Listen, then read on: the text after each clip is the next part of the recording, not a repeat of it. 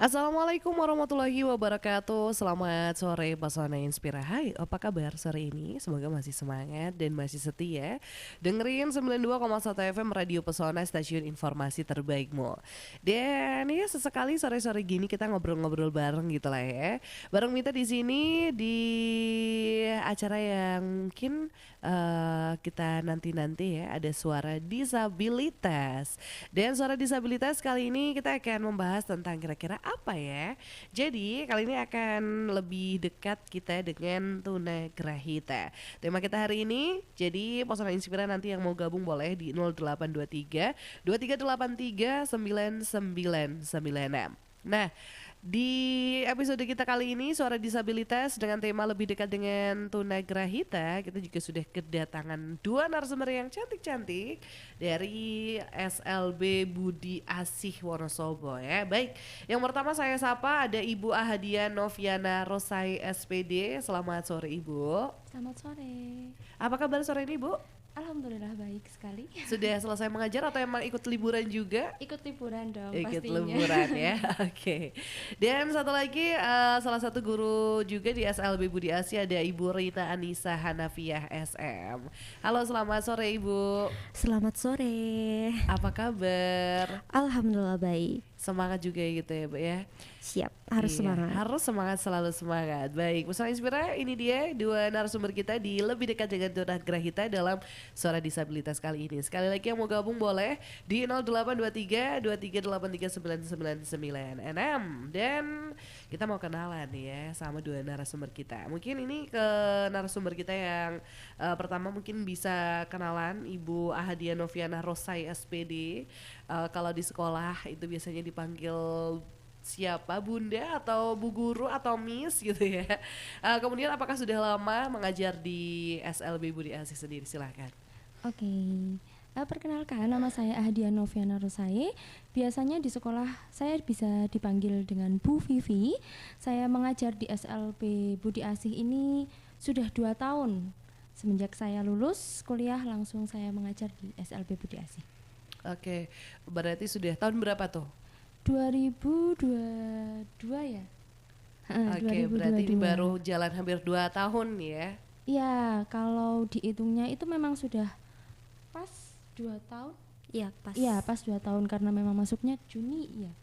Iya, Juni. Juni masuknya. Oke, dan ini menjadi momen yang luar biasa karena di 2 tahun ini Bu Vivi membersamai teman-teman di SLB Budi Asih. Nah, kalau untuk narasumber kita berikutnya Ibu Rina Anissa Hanafiah SM nih, boleh dikenalkan juga kalau di sekolah dipanggil siapa dan apakah sudah lama juga di SLB Budi Asih?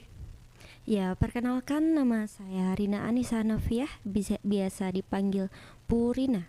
Begitu.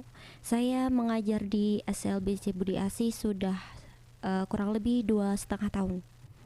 Oke, 2,5 tahun, berarti ini hampir bareng lah ya. Iya.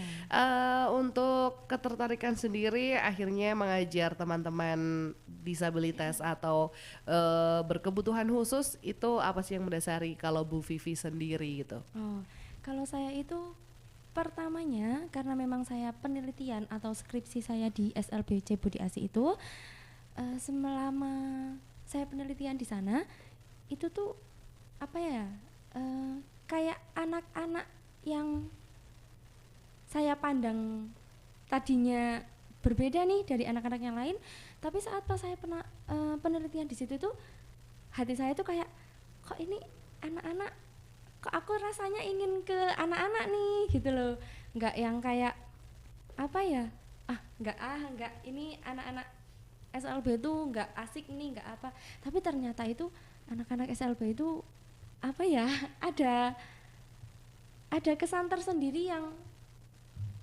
masuk ke dalam hatiku gitu.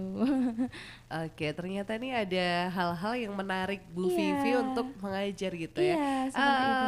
Apa kayak juga tertantang juga nih bersama dengan teman-teman berkebutuhan khusus di sana gitu ya?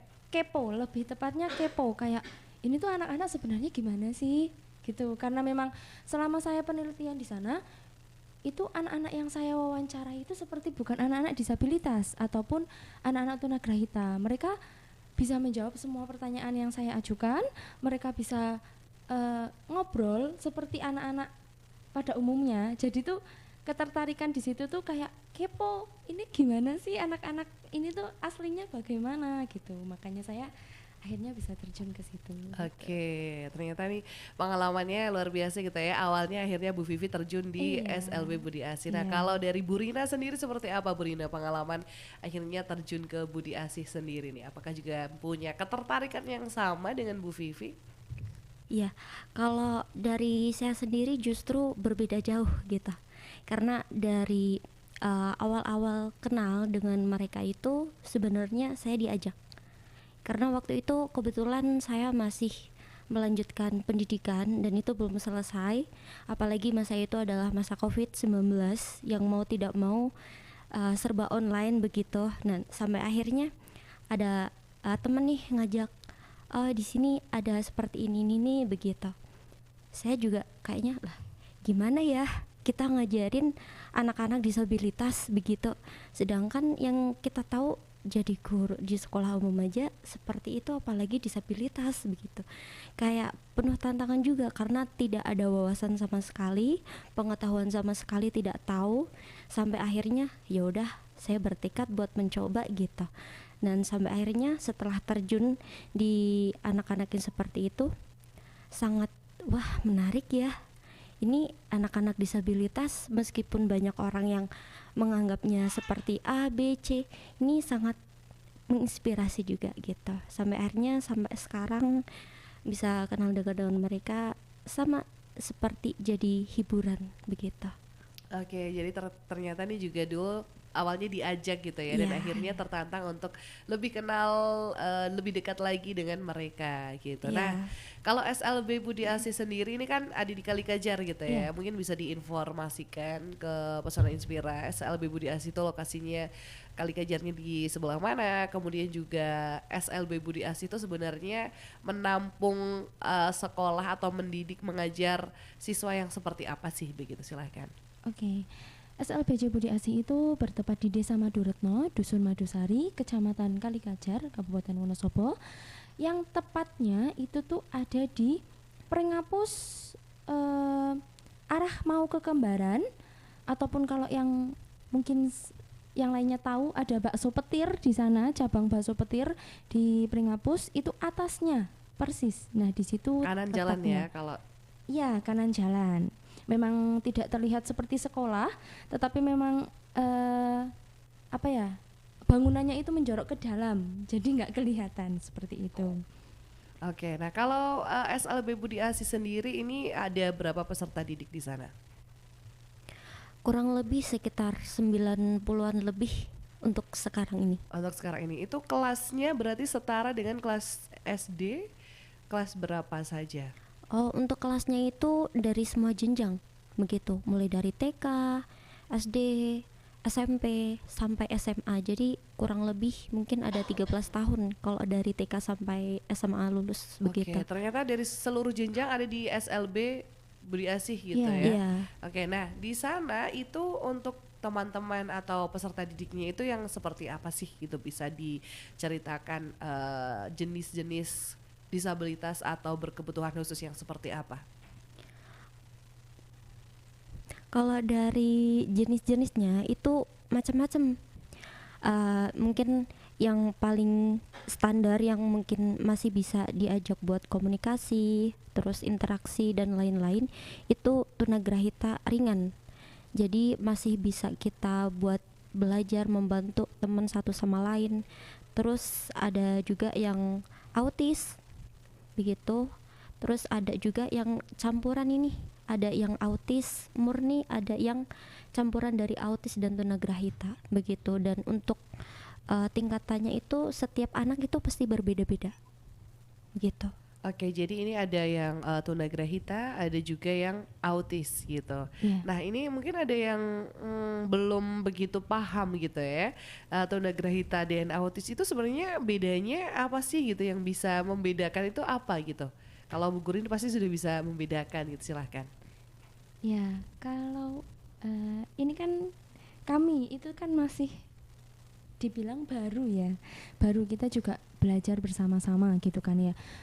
Kalau yang tunagrahita itu tuh lebih ke IQ di bawah rata-rata, seperti mohon maaf sekali orang-orang yang debil ataupun orang-orang yang kurang belajarnya seperti itu. Terus kalau yang autis itu tuh biasanya dia itu tuh lebih ke apa ya, kelakuan atau sikapnya mereka yang sangat aktif seperti itu, kayak yang teman-temannya padahal diem tapi dia tidak bisa diam seperti itu. Juga ketambahan ya, kalau di tunagrahita itu tidak hanya autis, tidak hanya tunagrahitanya itu sendiri. Kadang kalau campuran misalnya kurangnya pendengaran ataupun cacat di fisik tapi ada tunagrahitanya, itu bisa masuk ke SLBC seperti itu. Oke, nah untuk mengklasifikasikan dari jenis-jenis disabilitas itu apakah jadi satu kelas atau beda kelas atau memang ya udah perjenjang aja gitu, TK bareng sama TK walaupun itu bercampur juga jenis disabilitasnya? Untuk itu SLBC Budi Asi itu karena memang bahasanya gimana ya, kekurangan pendidik yang mau mengajar di SLB ataupun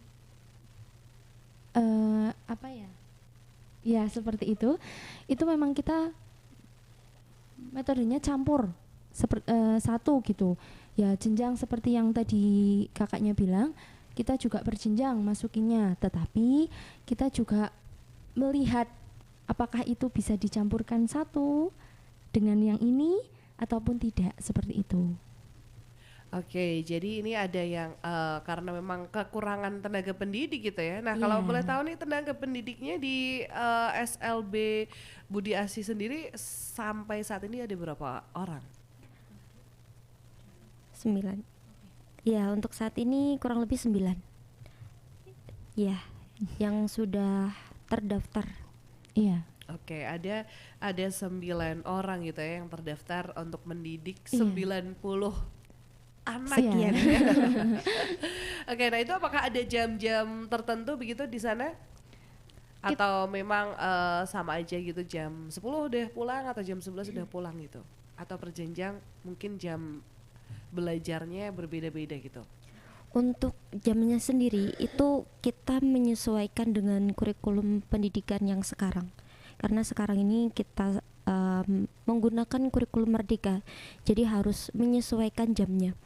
Untuk TK sendiri itu biasanya itu sampai jam 11. Jadi nanti dipotong jam 9 untuk istirahat, lanjut sampai jam 11. Untuk itu SD, SMP dan SMA itu kisaran ada yang pulang jam 12 untuk yang kelas kecil, untuk yang kelas besar itu biasanya jam setengah 1. Begitu. Oke, jadi sama gitu ya Iya. dengan kurikulum yang ada saat Iya. ini. Nah, kalau untuk membedakan tunagrahita sendiri atau mungkin ciri-cirinya aja, kalau tunagrahita itu seperti apa sih yang mungkin selama ini dialami? Tadi kan mohon maaf nih untuk kecerdasannya agak di bawah rata-rata gitu ya. Iya. Nah, selain itu apakah ada ciri-ciri lain yang bisa kita kenali begitu? Karena kan kita juga orang awam gitu ya. Nah, mungkin ingin lebih dekat bersama dengan tunagrahita tuh gimana sih mengenali mereka gitu? Oh iya. Tadi itu kan ada jenis-jenis ya. Ketambahan lagi Down syndrome. Iya, Ya, Down Down syndrome. syndrome itu masuk ke tunagrahita. Kalau kakaknya atau yang lainnya lihat anak-anak Down syndrome itu lebih ke, mohon maaf, mukanya hampir sama.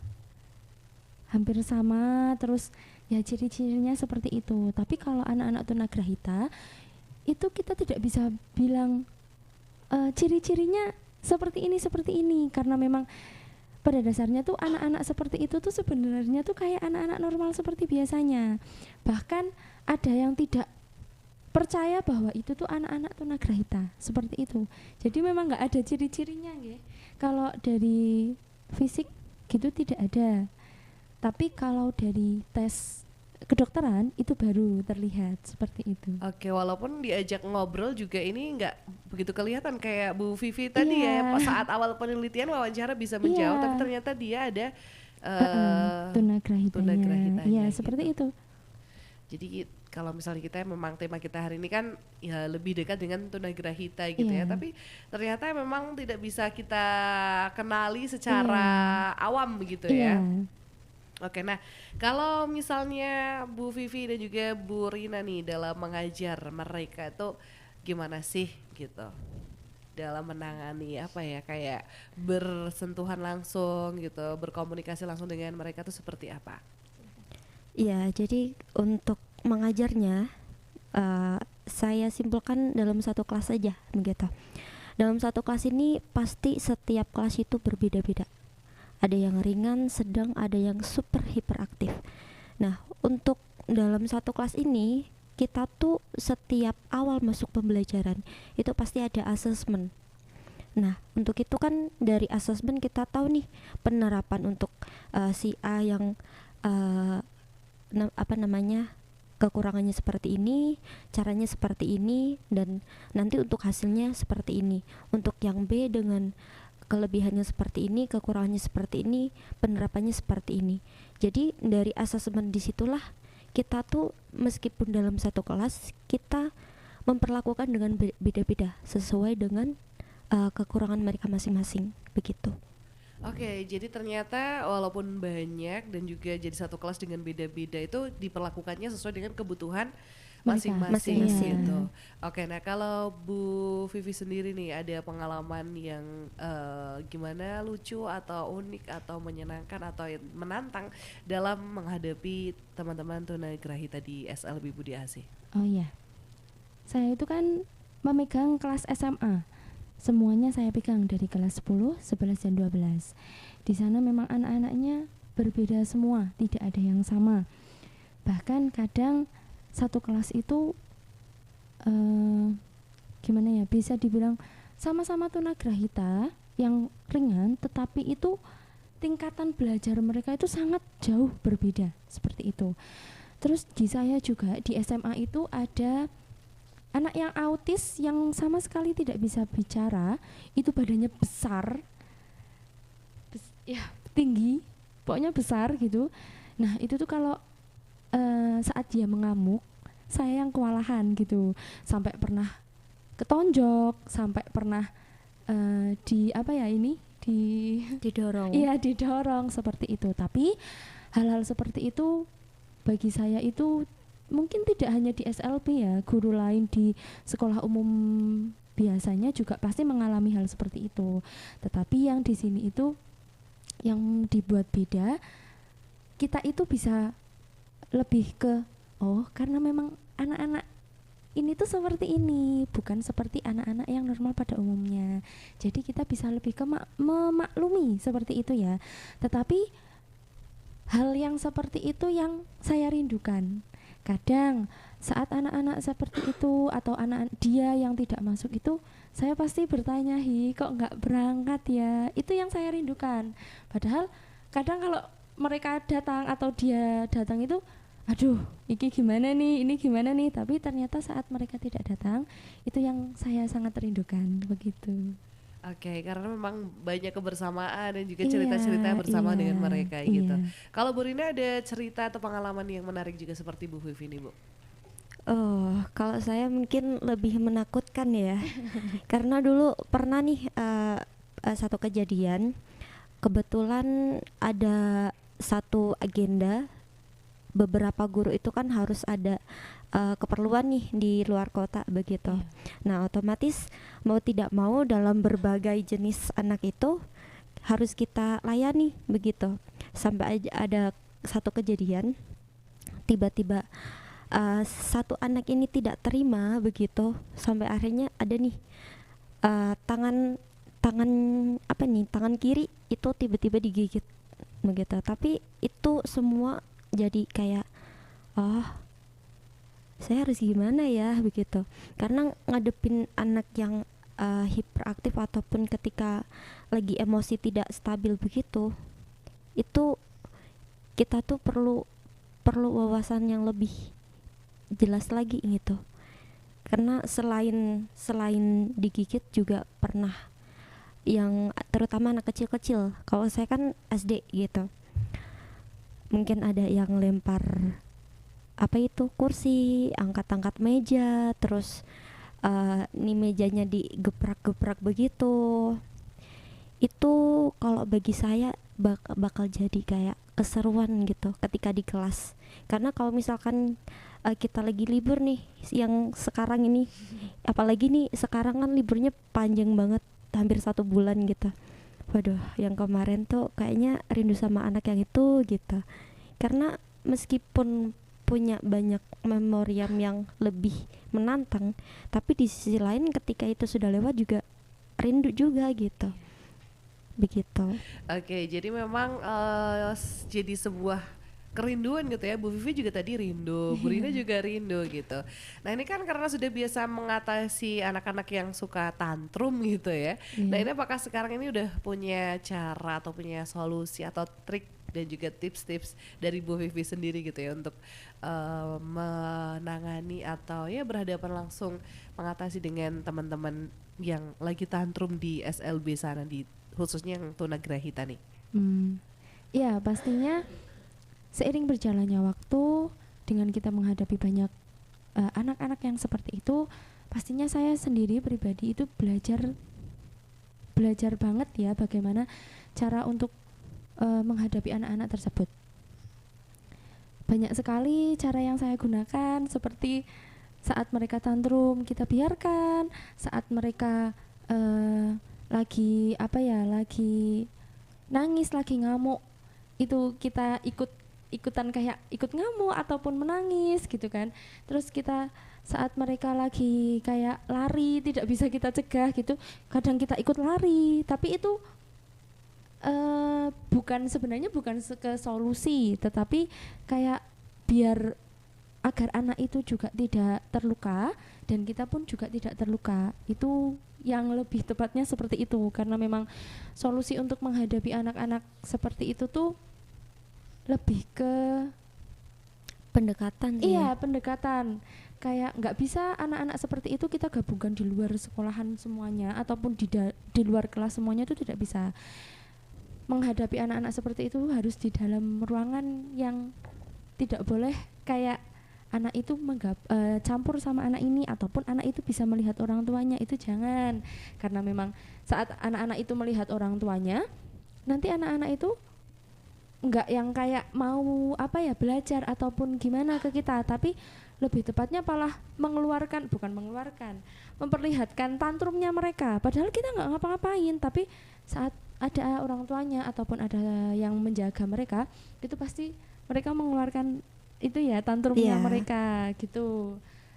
Kalau solusi seperti itu tuh lebih ke terapi secara materi, personal seperti itu. Oke, nah kalau misalnya ada satu siswa yang tantrum, siswa yang lain ikutan tantrum juga nggak nih? Pastinya, itu pastinya. Saat satu siswa tantrum, pasti semuanya ikut tantrum. Tapi lebih tepatnya anak-anak yang tantrum ini anak-anak yang dibilang autis. Kalau yang tunagrahitanya itu enggak ya, Bu ya? Iya, lebih tenang kalau tunagrahita itu.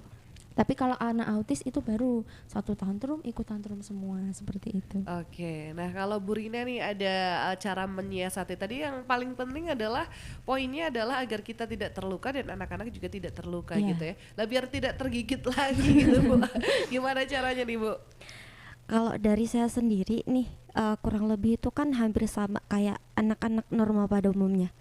Jadi ketika kita menghadapi anak yang tantrum, itu tuh jangan sampai emosi kita tuh terbawa sama anak tersebut.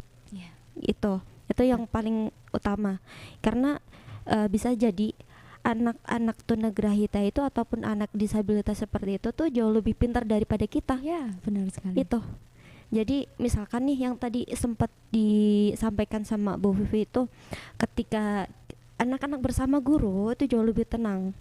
Misalkan tantrumnya itu tidak berlebihan. Nah, ketika ada orang tua yang mendekati ataupun ibu guru yang lain yang sekiranya belum tentu pas gitu menurut anak itu akan jauh lebih tantrum lagi. Karena apa? Untuk memperlihatkan kalau kita itu perhatian ya. Bilangnya caper gitu, kayak caper. Jadi seperti itu. Jadi memang pertama kita harus benar-benar pendekatan sama anak itu, dan bagaimana caranya kita itu untuk masuk ke dunianya anak itu, sehingga setiap apapun yang kita perintahkan, jadi anak itu bisa mengikuti dengan tenang, dengan happy, tanpa harus ada paksaan begitu. Kalau sudah tidak mood ya kita tidak boleh memaksa kan begitu. Jadi tuh kalau anak-anak tunagrahita ataupun anak-anak disabilitas yang di C itu tuh lebih tepatnya, kalau memang kita mau perkembangan pada anak itu lebih baik lagi, lebih mandiri lagi, ataupun apa yang Bapak Ibu ataupun semuanya harapkan, itu tuh dari sekolah dan orang tua itu harus saling komunikasi ataupun saling bekerja sama. Bagaimana baiknya anak ini untuk berkembang, anak ini untuk mandiri, dan anak ini untuk lebih baik lagi. Kalau hanya salah satu, misalnya anak itu ditempatkan di sekolahan, iya memang saat anak itu ditempatkan di sekolahan, anak itu menjadi tanggung jawab penuh oleh bapak ibu guru yang ada di sekolahan. Tetapi kalau anak itu sudah pulang, pastinya tanggung jawab penuh ada di orang tua. Makanya kami dari guru itu pun selalu berkomunikasi sama orang tua, bagaimana ini anaknya dan sebagainya. Kalau hanya salah satu itu sama saja, iya. Makanya memang ya komunikasi sama orang tua atau dua pihak itu lebih penting. Oke, jadi yang terpenting adalah kerjasama gitu ya, komunikasi. Jadi sekolah juga metodenya seperti ini, di rumah juga harus ya sama lah, intinya tujuannya sama. Jangan sampai nih nanti di sekolah udah dilatih seperti ini sampai di rumah enggak gitu ya. Oke, jadi seperti itu tadi pesan inspirasi obrolan kita bersama dengan guru SLB Budi Asih. Menarik sekali. Yang sudah gabung terima kasih, ada yang sudah beberapa bertanya di WA di 0823 2383 9996. Yang mau tanya lagi masih ditunggu. Kita akan break sejenak, pesan inspirasi kita akan kembali dengan bahasan-bahasan dan juga topik-topik yang menarik seputar lebih dekat dengan tunagrahita bersama dua narasumber kita, guru dari SLB Budi Asih. Kita akan kembali sesaat lagi, jadi tetap di Suara Disabilitas. Kembali lagi 92,1 FM Radio Pesona, stasiun informasi terbaikmu, dan masih di Suara Disabilitas. Kita masih dengan tema lebih dekat dengan tunagrahita. Masih dengan dua narasumber kita, ibu guru yang cantik-cantik dari SLB Budi Asih, ada Bu Vivi dan juga Bu Rina. Ini kebetulan ada yang bertanya nih dari Ismi di Wonosobo, pengen tanya kalau misalnya tolak ukur dari tunagrahita nilainya itu seperti apa, kan kemarin habis penerimaan rapot. Oke. Untuk nilai, sebenarnya untuk nilai sendiri itu kurang lebih hampir sama seperti di sekolah umum yang lain. Kita tuh punya ada minim ketuntasan seperti KKM begitu. Jadi tes juga kurang lebih tuh sama. Ada PTS, ada semester akhir, itu sama. Jadi yang membedakan di sini itu adalah untuk pembuatan soalnya, karena pembuatan soalnya itu beda seperti di sekolahan di luar sana. Karena ini tunagrahita itu mungkin jauh lebih mudah. Ya, materinya itu disederhanakan dari pemerintah juga. Kalau untuk anak-anak SLB semuanya itu pasti materi disederhanakan. Tetap kita ada materi matematika, IPA, IPS dan lain sebagainya, tetapi lebih disederhanakan seperti itu. Oke, apakah misalnya nih soal untuk kelas 3 SD harusnya kelas 3 SD tapi maksudnya gini, kelas 3 SD tapi kita kasih soal yang kelas 1 gitu misalnya, atau memang lebih disederhanakan lagi? Tadi di awal yang Bu Rina bilang itu kan ada asesmen ya. Jadi untuk pembuatan soal pun kita itu melihat nilai awal anak-anak. Seperti itu. Lebih tepatnya itu tuh pakainya elemen ya. Pakainya itu ada itu patokan dari kurikulum Merdeka itu sendiri. Fase per fase. Iya. Jadi setiap fase itu tuh memiliki materi sendiri-sendiri, tingkatan sendiri-sendiri. Jadi yang khusus kelas 1 misalkan di bawah sesuai dengan capaian yang sudah ditentukan, tapi ketika anak belum bisa, itu kita bisa menyederhanakan. Iya. Begitu. Bisa Oke, dibilang seperti baik. itu. Berarti dan soal antara siswa yang satu dan siswa yang lain berbeda-beda ya? Iya, Beda, berbeda. iya. Karena tadi sudah ada assessment. Semoga terjawab Iya. ya. Ada Ismi di Wonosobo yang penasaran juga dengan tunagrahita. Iya. Nah, untuk orang tua nih, tadi kan juga kita bahas gitu ya, bahwa kita harus punya kerjasama dan juga komunikasi yang baik antara guru dan juga orang tua. Nah, ini apakah ada orang tua yang masih menutup diri gitu kalau anaknya ini tunagrahita? Banyak. Pastinya banyak sekali ya. Mm-mm. Bahkan siswa-siswi ataupun anak-anak mereka yang sudah sekolah di kami pun banyak sekali wali murid ataupun orang tua dari mereka itu belum terima anaknya ada kekurangan sedikit. Padahal bukan dibilang kekurangan ya, anak itu istimewa ya.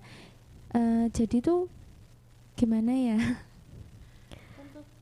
Kurang lebih itu mereka itu sebenarnya mungkin pandangan kita itu mereka itu punya kekurangan begitu, tapi seharusnya Iya. kita tuh harus berpikir bahwa anak-anak seperti itu tuh mempunyai kelebihan. Jadi kelebihan mereka ya seperti itu gitu. Dan mungkin dari sekian puluh siswa yang ada di SLBC Budi Asi, mungkin sekitar ada 30%-an ya orang tua yang memang belum menerima secara penuh bahwa anaknya tuh seperti itu begitu. Sampai akhirnya untuk setiap hari-harinya pun banyak sekali yang tidak diasuh sama orang tuanya langsung. Kadang ikut sama neneknya, kadang ada yang ikut sama bibinya dan orang-orang terdekat lain begitu. Iya. Padahal tuh anak-anak seperti itu kita tidak bisa membandingkan ataupun menyamakan anak-anak kita dengan orang lain. Bahkan anak-anak yang mohon maaf normal itu pun tidak bisa kita samakan dengan anak satu dengan yang lainnya. Apalagi ini anak-anak disabilitas ataupun tunagrahita. Pastinya mereka itu mempunyai keistimewaan yang tidak dimiliki oleh anak lain. Maka dari itu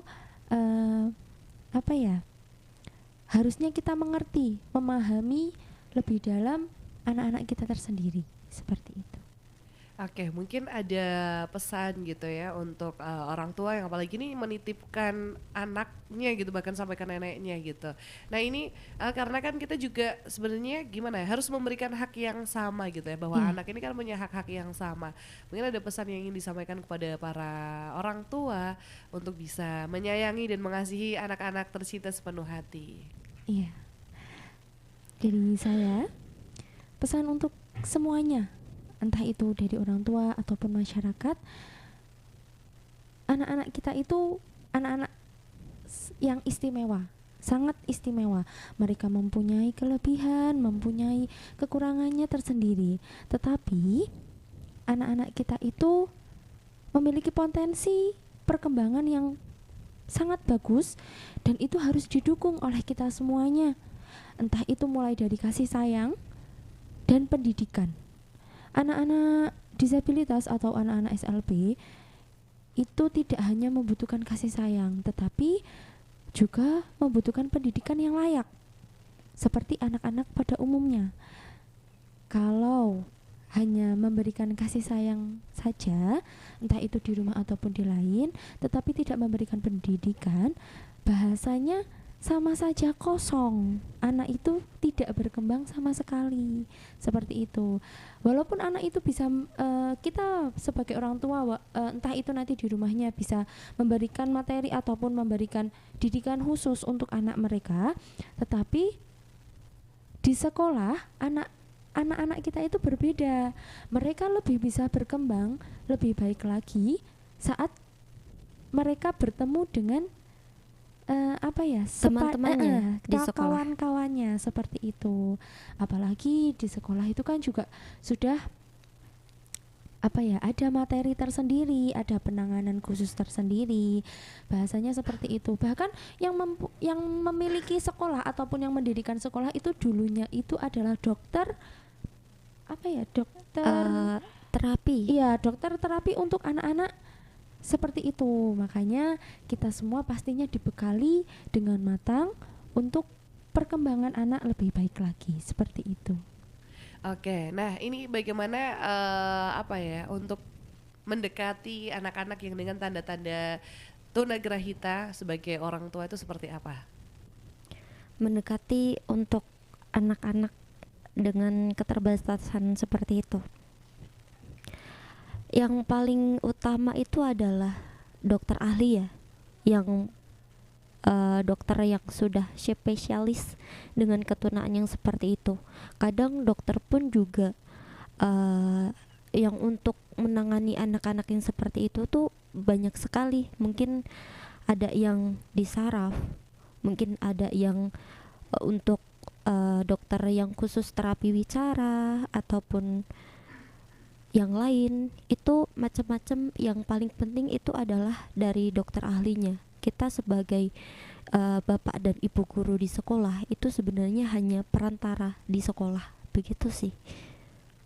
Oke, jadi memang sebenarnya di sekolah itu guru itu hanya sebatas perantara saja, tapi kewajiban semuanya itu tetap ke Dokter. Orang dokter, tua. orang Dan tua, iya, orang tua sepenuhnya orang dan tua baru pastinya. ditangani juga oleh Iya, dokter gitu ya. Jadi Iya. semua pihak ini bersama-sama iya, menangani dan juga merangkul teman-teman dengan keterbatasan khususnya juga tunagrahita. iya. Oke, baik, karena sudah di penghujung acara ya, tidak terasa. Mungkin ini ada closing statement dari Bu Rina dan juga Bu Vivi. Tapi sebelum ke closing statement, ada nggak sih harapan khususnya untuk teman-teman tunagrahita atau murid-murid yang ada di SLB Budi Asih? Pastinya. Harapan besar kami sebagai guru itu untuk anak-anak didik kami, perkembangan mereka Jauh lebih mandiri, iya, lebih terampil, Iya. lebih